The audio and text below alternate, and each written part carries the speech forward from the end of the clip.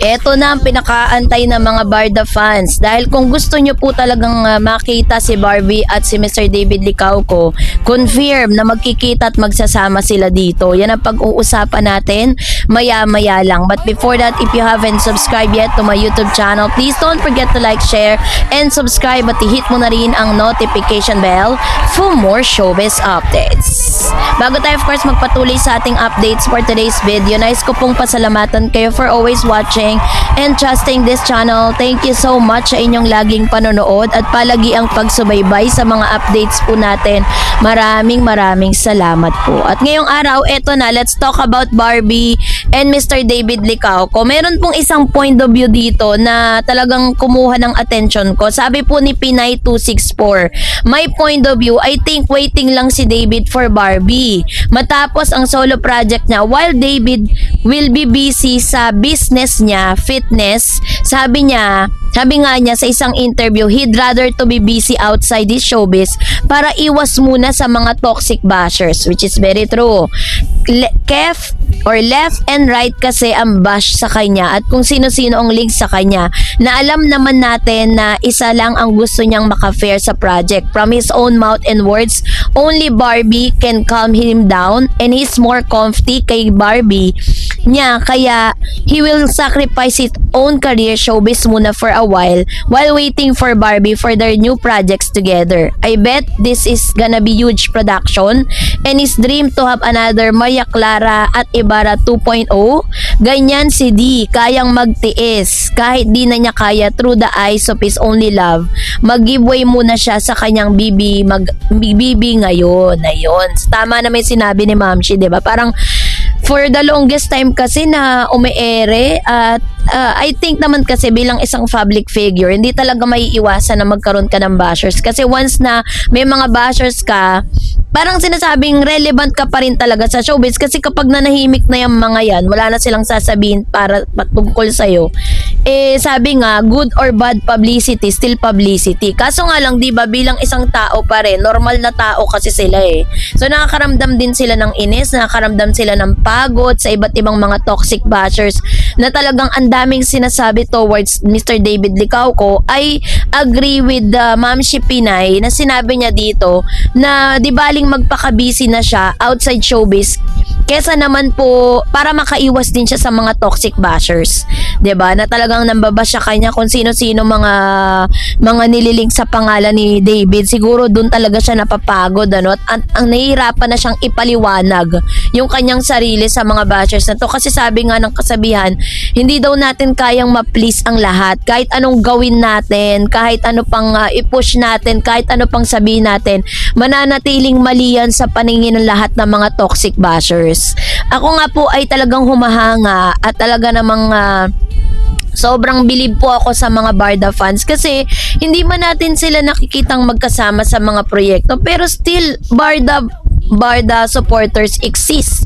Nandyan pa rin kayo at nag-aantay ng matyaga. Bakit, 'di ba? Bakit hindi kayo pagbibigyan ng GMA, 'di ba? Na magkaroon sila ng proyekto na pagsasamahan. And I agree also with Pinay 264 na parang it's about time para mag-sacrifice muna si Mr. David Licauco for Barbie habang inaantay niya yung tamang panahon para sa kanilang dalawa. I hope na magkatotoo nga yung proyekto na magkaroon ng another Maria Clara at Ibarra 2.0, 'di ba? So yun yung ating abangan. Kaya ipag-pray natin yan na magkatotoo yung mga wish natin na magkaroon ng great comeback. Yung talaga magte-trending sila, 'di ba? So salamat Ma'am Shi Pinay 264 sa iyong napakagandang point of view. At ngayon, eto na, pag-usapan na natin kasi ito po ay kumpirmado. Ito po ay ibinalita ng Filipina Star ngayon kung saan sinasabing si Barbie Fortesa at David Licauco ay magsasama dito po sa isang proyektong ito. So sabi po ng Philippine Star ngayon, inaanyayahan ng GMA Artist Center ang season runners and first timer pa lamang na sumali sa Sparkle Run 2026 na magaganap sa iconic na Quirino Grandstand Manila sa May 30. So, confirm na magkakaroon po sila or magkikita-kita sila ng May 30, magkakasama sila. Magkakaroon ng pagkakataon ng mga fans na tumakbo kasama ang mga artista ng Sparkle na sina Alden Richards, David Licauco, Barbie Portesa, Rayber Cruz, Glyza De Castro, Camille Prats, Derek Monasterio, Christopher Martin, Mikey Quintos, Sofia Pablo, Allen Ansay. So sila po yung mga magkakasama. Nagpapatuloy naman ang kasabikan ng pagsali rin ng mga housemate ng Pinoy Big Brother Celebrity Collab at marami pang sorpresang bisita na gagawing kakaiba ang kaganapang ito na pinagsama-sama ang pagtakbo sa isang pagdiriwang ng good vibe, shared energy, and genuine kapuso. So ibig sabihin, ito pong project na ito ay pangungunahan ng mga Sparkle artist at ng mga Pinoy Big Brother Celebrity Collab ng mga housemates. Nandun din sila. At may kita rin natin dito si Barbie at si David na magkasama sa isang event, no? Ang ano natin, kung magkakaroon man po ng mga portion dito, interview portion, or magkakaroon man sila ng appearance dun sa stage, sana nga pagsamahin sila, may lineup na ganon, 'di ba? So, according po dito, bukas ang lahat ng antas na may distansyang 3,000 km, 5,000, 6,000, 6.6 km, 10 km at 16 km. Ang Sparkle Run 2026 ay magsisimula sa Quirino Grandstand kung saan ang mga mananakbo ay dadaan sa maksaysayang kalye at pinagsama-samang energy at libangan sa gitna ng mga live na pagtatanghal ng mga interactive activity. Ito ay pinangungunahan ng Sparkle sa pakikipagtulungan ng Kagawaran ng Turismo, Kultura at Sining ng Maynila at inorganisa ng Run Rio Incorporated.